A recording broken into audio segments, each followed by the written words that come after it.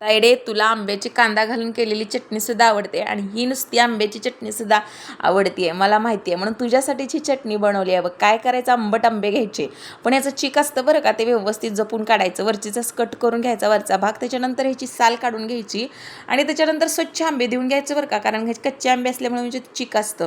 तर स्वच्छ धुवून घेतल्यानंतर असं किसून घ्यायचं वरची बाजूची आणि मध्ये कोय राहते ती बाजूला काढून घ्यायची. अशा पद्धतीनं किसणीच्या साहाय्याने खलबत्त्यात मी आंबे दोन्ही किसून घेतले. त्याच्यानंतर ह्याच्यामध्ये जिरे 1 चमचा, 2-3 हिरव्या मिरच्या टाकल्या, 1 चमचा लाल तिखट टाकलं आणि वरतून चवीपुरतं मीठ टाकलं. लसूण टाकायचं विसरले, नंतर टाकले बरं का मी. तू सुद्धा टाक बरं का. त्याच्यानंतर काय करायचं, खलबत्त्याच्या साहाय्याने चांगलं ठेचून घ्यायचं. तुला खलबत्ता नसेल तर मिक्सरमध्ये वाटायचं.